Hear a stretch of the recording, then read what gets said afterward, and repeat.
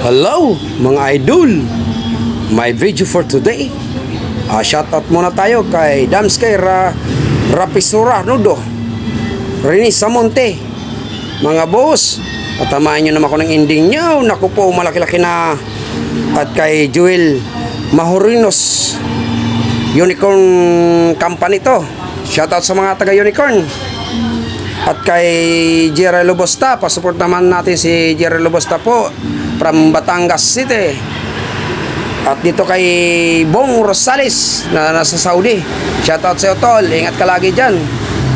At dito kay Dennis Cruz Robelas, shoutout sa iyo Dennis Cruz Robelas. Maraming salamat sa pag-share ng video mo sa video ko at pag-like. Maraming salamat sa iyo. At dito kay Pai Raymond Baruga, ang aking amain, shoutout po sa iyo. At dito sa driver ni Boss Jomong, shoutout sa iyo Jestoni Mahisinas, shoutout pre, shoutout.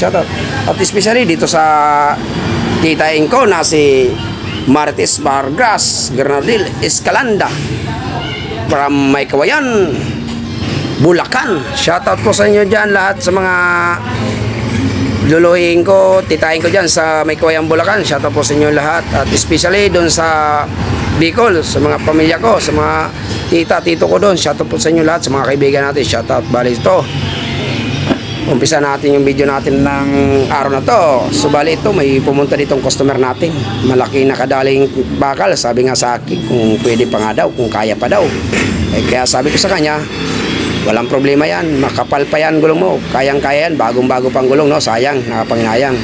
So bali, ano bang gagawin natin dito sa ganitong malaki ang butas, na malaking bakal na nakatusok? So bali, sa mga naunang video ko nga, yung ginagawa natin, lulutuin natin. At meron tayong nilalagay na makapal na bagay doon sa ibabaw, yung po ay ply. Kailangan po, pag niluto natin, lagyan natin ng ply para siya yung pipigil doon sa pag-angat ng goma. Pag ito hinahanginan, kailangan mapigilan niya. Ayun po ang kailangan natin lagay, yung ply, kasi makunat po yan. Hindi pwede yung gamlang. Pag gamlang po, wala mangyayari dyan, sasabugan lang tayo niyan. Kaya subali ito, sabi ko nga, alayan mo nga ako at talagang ito yung mabigat buhatin. Kaya sabi ko, yan, buhatin mo dyan at ipapasok natin para maluto na natin ng maayos. Subali ito, naka-ready na, ready to luto na to. So bali, naantay natin ang oras na maluto siya. Ngayon, medyo okay na, luto na, no? So ilang minutong lumipas. Ito naman na yung pagluluto ko nito ay minsan 5 minutes to 10 minutes, depende po sa nilalagay natin para maganda po yung luto niya. Kailangan po, ako po kasi inuurasan ko yan pag ako nagluluto, inuurasan ko yan. Minsan estimate ko lang po yan. Pag kasi manggagawa, may estimate mo naman yan kung mga ilang minuto bago mo tanggalin sa plancha para maganda yung luto niya. So bali ito, may babalik na natin doon sa rim niya. So nilalagyan natin ng langis para medyo di tayo mahirapan magbalik niyan.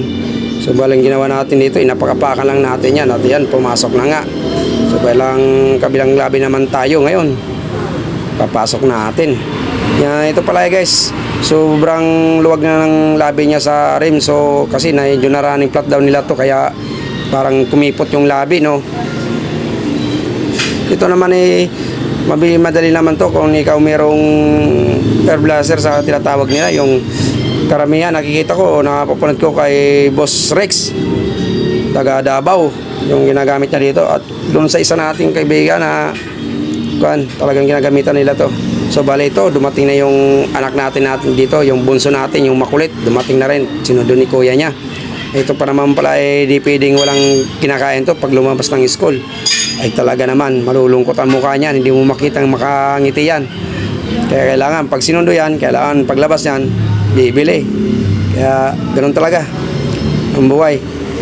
Talagang kasiyahan niya yan, kaya kailangan ibigay natin kung ano dati ibigay natin para sa mga anak natin. Sabi ko nga, kung anong meron ako ngayon, kailan lagpasan nyo yan. Hindi pwedeng gayahin nyo ako. Kasi itong trabahong to, ayoko nang madanasan yung hirap.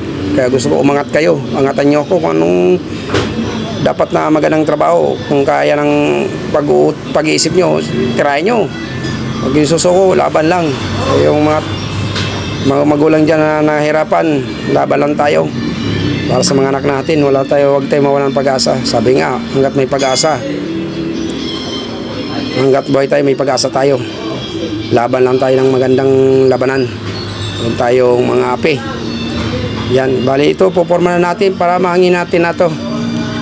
So bali medyo mahirapan tayo dito kasi talagang kuwan siya, kipot.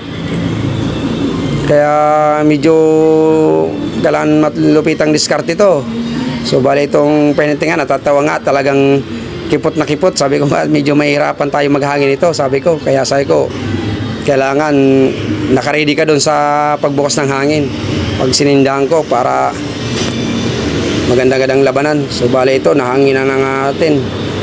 Tinahantay na nga natin matapos yung capacity ng hangin niya. So bali, capacity na dapat 135 PSI. So bali, ito kasi sa bigat ng karga nito, nagbubuhat to ng 60 tons o 55 tons. Kaya sagad ang hangin ito. Bali, hinahangin ko dito ay 160 o 150 PSI. Pero kaya yan.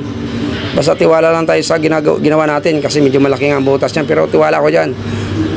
Basta tinira natin ang pangmalakasang kanyang, kayang-kaya yan sa kapal-palman ng gulong na yan. At yan nga, antay natin matapos yung kanya, hangin na 160. Kasi may biyahe pa nga sila, kailangan matapos na agad natin yan. At ito pala, especially ito, mga friends, mga ka-idol. Maraming salamat sa mga nanonood sa akin, sa mga nagsishare ng video ko. Ako'y nagpapasalamat sa inyo ng lubos. Dahil kung hindi sa inyo, hindi medyo angat ang video natin, no? Hindi tayo magkakaroon ng mga ads. Kaya nagpapasalamat ako sa inyo. Dahil sa inyo, sa mga suporta niyo sa akin, ninyo binigyan niyo ko ng pag-asa. Kaya ito, sipag lang tayo. Tiis-tiis. Darating ding araw, malalagpasan din natin lahat ng pagsubok na yan. Kasi sa totoo lang, hanggat may buhay tayo, may pagsubok na darating sa buhay natin. Ang kalang doon kung paano mo harapin, paano mo lalabanan ng isang bagay na dumating sa iyong buhay. Huwag ka mawala ng pag-asa. Dahil ang pag-asa, nasa Quezon City lang yan. Tandaan mo. Goodbye.